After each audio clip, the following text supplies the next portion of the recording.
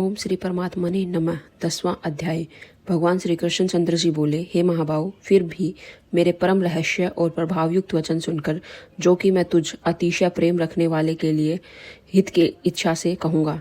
हे अर्जुन, मेरी उत्पत्ति को अर्थात विभूति सहित लीला से प्रकट होने को न देवता लोग जानते हैं और न महर्षिजन ही जानते हैं, क्योंकि मैं सब प्रकार से देवताओं का और महर्षियों का भी आदि कारण हूँ। जो मेरे को अजन्मा अर्थात वास्तव में जन्म रहित और अनादि तथा लोकों का महान ईश्वर तत्व जानता है, वह मनुष्यों में ज्ञानवान पुरुष संपूर्ण पापों से मुक्त हो जाता है।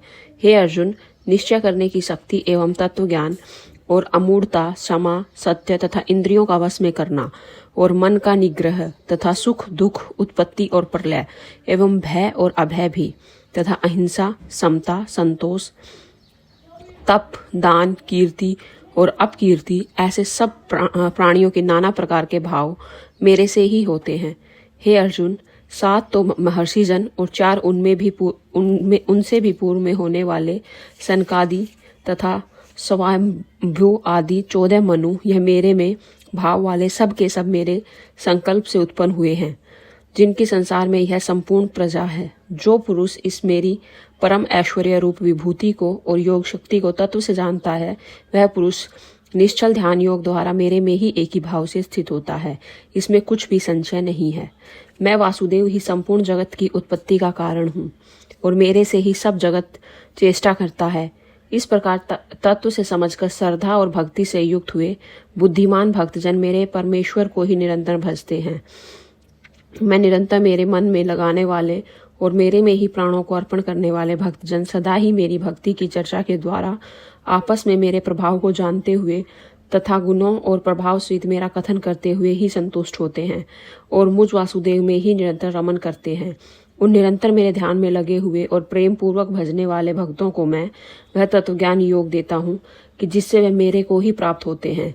हे अर्जुन, उनके ऊपर अनुग्रह करने के लिए ही मैं स्वयं उनके अंतःकरण में एक ही भाव से स्थित हुआ। अज्ञान से उत्पन्न हुए अंधकार को प्रकाश में तत्वज्ञान रूप दीपक द्वारा नष्ट करता हूँ।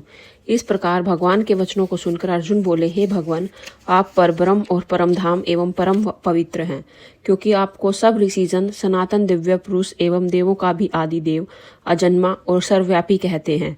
वैसे ही देवर्षि नारद तथा असित और देवलक्ष्मी, देवल ऋषि तथा महर्षि व्यास और स्वयं आप भी मेरे प्रति कहते हैं।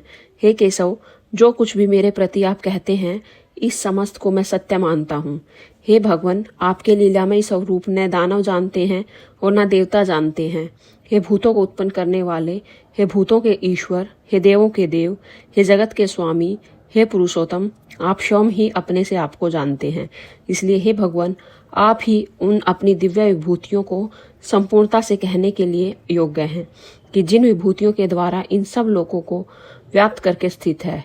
हे योगेश्वर, मैं किस प्रकार निरंतर चिंतन करता हुआ आपको जानूं, और हे भगवान, आप किन किन भावों में मेरे द्वारा चिंतन करने योग्य हैं।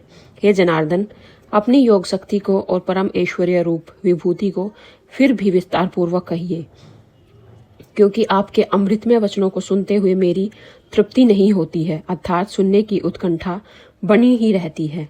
इस प्रकार अर्जुन के पूछने पर श्री कृष्ण भगवान बोले, हे कुरुश्रेष्ठ, अब मैं तेरे लिए अपनी दिव्य विभूतियों को प्रधानता से कहूंगा, क्योंकि मेरे विस्तार का अंत नहीं है। हे अर्जुन, मैं सब भूतों के हृदय में स्थित सबका आत्मा हूँ तथा संपूर्ण भूतों का आदि, मध्य और अंत भी मैं ही हूँ। हे अर्जुन, मैं अतिथि के 12 पुत्रों में विष्णु अर्थात वामन अवतार और ज्योतियों में किरणों वाला सूर्य हूँ तथा मैं 49 वायु देवताओं में मारीची नामक वायु देवता और नक्षत्रों में नक्षत्रों का अधिपति चंद्रमा हूँ। मैं वेदों में सामवेद हूँ, देवों में इंद्र हूँ और इंद्रियों में मन हूँ, भूत प्राणियों में चेतनता अर्थात ज्ञान शक्ति हूँ।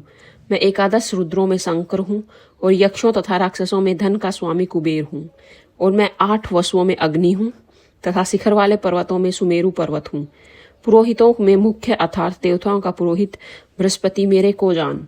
तथा हे पार्थ, मैं सेनापतियों में स्वामी कार्तिकेय और जलाशयों में समर्द